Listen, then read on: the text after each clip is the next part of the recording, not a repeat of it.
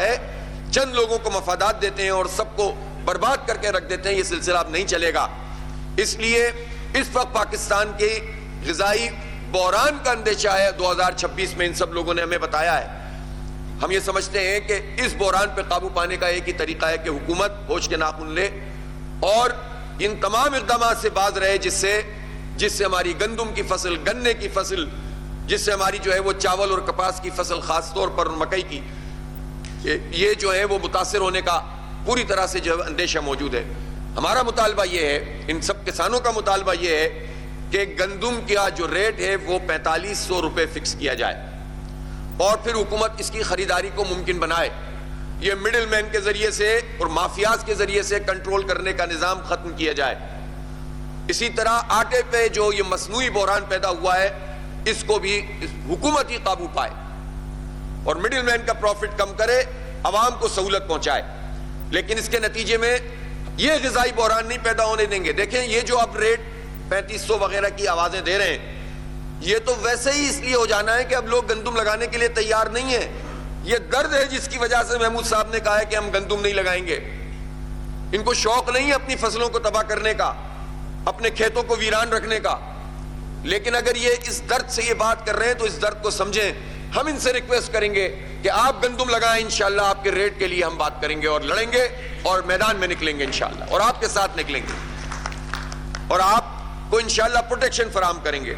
لہٰذا ابھی ہم نے یہ فیصلہ کیا ہے کہ حکومت کی طرف سے اگر کوئی پراپر اقدامات سامنے نہیں آئے اور یہ ریٹ نہیں طے کیا گیا تو ہم نے پہلے تو یہ ہر دو صورتوں میں کسانوں کو اٹھانے کے لیے، متحد کرنے کے لیے یہ فیصلہ کیا ہے کہ 24، 25، 26 اکتوبر کو ہم بہت بڑا کارواں نکالیں گے، کسان بچاؤ پاکستان بچاؤ کارواں، اور تمام کسان تنظیمیں انشاءاللہ اس کا حصہ ہوں گی بلا تفریق. اس لیے کہ اس وقت اتحاد سے اور متحد ہو کر ہی کام ہو سکتا ہے. جماعت اسلامی کو کسی پوائنٹ اسکورنگ کی ضرورت نہیں ہے. جماعت اسلامی اپنے حصے کا کام کر رہی ہے. جماعت اسلامی غزہ کے لوگوں کی آواز بن رہی ہے. جماعت اسلامی الخدمت کے پلیٹ فارم سے سیلاب زدگان کی خدمت کر رہی ہے، بے کسوں کا سہارا بن رہی ہے. جماعت اسلامی مزدوروں کی آواز بنتی ہے. جماعت اسلامی خود انڈسٹری کی آواز بنتی ہے. ہمیں کوئی بینیفٹ نہیں چاہیے، ہمیں پاکستان کے عوام کے لیے، 25 کروڑ لوگوں کے لیے، اور ان 25 کروڑ لوگوں میں سے جو 15 کروڑ کی آبادی ہے، جو زرعی آبادی ہے، جو کسانوں پر مشتمل آبادی ہے، ان کے بچوں پر مشتمل آبادی ہے، ہم ان کی آواز بننا چاہتے ہیں تاکہ حکمران طبقہ ان کو مزید لوٹ مار سے باز آ جائے. پھر ہمارا مطالبہ یہ ہے کہ جتنے ان پٹ سے ان کو کم کیا جائے اور خاص طور پر یہ کھاد اور ڈی اے پی وغیرہ جو یہ جتنی بھی ادویات ہیں اور کھادیں ہیں ان کی قیمت میں 50% کمی کی جائے فوری طور پر. تیسری بات یہ ہے کہ جو سیلاب زدگان ہیں ان پر انہوں نے ابھی اعلان کیا کہ 20,000 روپے پر ایکڑ دیں گے. ان کوئی میکینزم نہیں بتایا. وہی ڈی سیز ایس کا نظام، وہی اسسمنٹ کا پرانا چکر، وہی اجارہ دار قسم کے لوگ ہیں جو کہ اپنی مرضی سے ان سب چیزوں کو لے کر چلیں گے اور لوگوں کو جو جنمن لوگ ہیں ان کو حق نہیں ملے گا.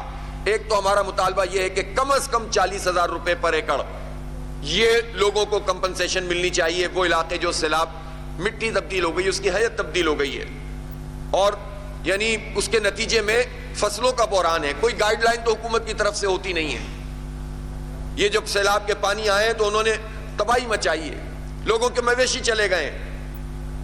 ہم جب یہ کیمپس لگا رہے تھے الخدمت کے اور ہم جاتے تھے لوگوں کے پاس، لوگ کہتے تھے کہ ہمارے پاس جو ہے وہ ونڈا ہے نا، وہ نہیں ہے، چارہ نہیں ہے، اور ہمیں جو ہے وہ ہمیں کوئی پوچھنے والا نہیں ہے گورنمنٹ کی طرف سے.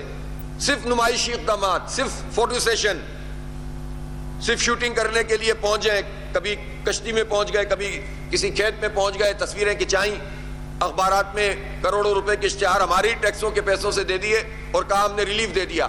یہ خیراتی پیکجوں سے مسئلہ حل نہیں ہوگا. پالیسی بنانی پڑے گی، ریٹ فکس کرنا پڑے گا، سبسیڈائز کرنا پڑے گا، اور اس کے ساتھ ساتھ سیلاب زدگان جتنے بھی ہیں وہ جتنی بھی زمین جس میں سیلاب آیا ہے ان سب کے قرض ڈیفر کیے جائیں اور ان کو سہولت فراہم کی جائے، ان کو بیچ میں سہولت سبسیڈی فراہم کی جائے. میں حیران ہوں کہ یہ آئی ایم ایف کی غلامی کا جو انہوں نے طوق پہنا ہوا ہے، یہ آئی ایم ایف ان سے تو یہ بھی کہتا ہے کہ اپنی مراد کم کریں، یہ IMF تو ان سے یہ کہتا ہے کہ اپنی گاڑیاں چھوٹی کریں, اپنا فری پیٹرول اور اپنی فری گیس اور بجلی ختم کریں, اپنی مراد میں کمی کریں, تو یہ تو کوئی بات نہیں مانتے یہ. لیکن اگر IMF یہ کہے کہ اپنی ڈیوٹی بڑھا دیں یوریا پہ اور ان پٹس پہ, تو اس کے لیے یہ حکمران طبقہ تیار ہو جاتا ہے. ہم IMF کی بھی اس مطالبے کی مذمت کرتے ہیں. اس وقت تو پورا ملک ایک بحران کا شکار ہے, اور IMF کے غلاموں کی بھی مذمت کرتے ہیں کہ یہ اس طرح سے جو عوام دشمن فیصلے ہوتے ہیں وہ تو قبول کر لیتے ہیں, اور جو عوام دوست اور کسان دوست اور مزدور دوست اور بزنس دوست فیصلے ہوتے ہیں ان کو قبول کرنے کے لیے یہ تیار نہیں ہوتے.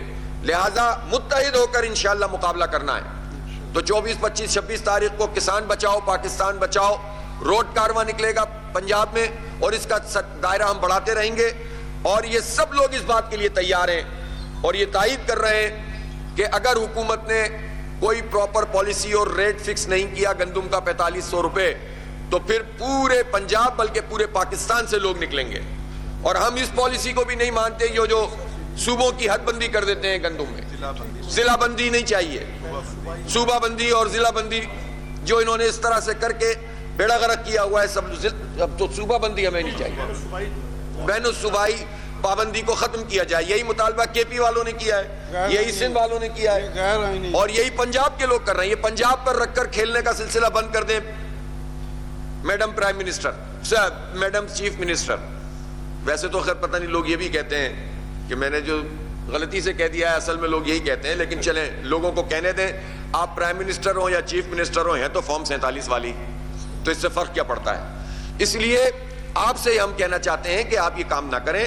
آپ فوٹو سیشن پر اور آپ جو ہے وہ اشتہارات پر پالیسیاں اور پورا نظام نہیں چلائیں, بلکہ کسانوں کو سہولت فراہم کریں. اور اس کے لیے ہم سب مل کر متحد ہو کر انشاءاللہ جد و جہد کریں گے.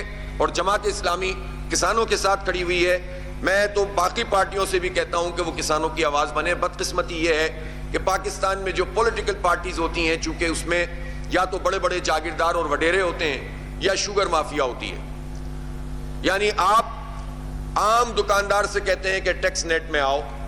میں یہ پوچھنا چاہتا ہوں کہ پاکستان میں شوگر کی جو ٹریڈ کرنے والے جو کمپنیاں ہیں وہ 85 ہیں 84 ہیں, وہ ان میں سے کوئی ایک بھی پراپر ٹیکس نیٹ میں نہیں ہے. جو اربوں اور کھربوں روپے کا کاروبار کر رہے ہیں وہ ٹیکس نیٹ میں نہیں آتے, ان کا کوئی حساب کتاب نہیں ہوتا, اور ان کو پروٹیکشن یہ ساری پارٹیاں فراہم کرتی ہیں. کسی ایک پارٹی نہیں ہے, یہ جو اپوزیشن ہو یا حکومت ہو, اس میں بڑے بڑے مافیاز ہیں. لاہور میں امیر جماعت اسلامی حافظ نعیم الرحمان میڈیا سے گفتگو کر رہے تھے. انہوں نے گندم کے ریٹ مقرر کرنے سے متعلق بات کی.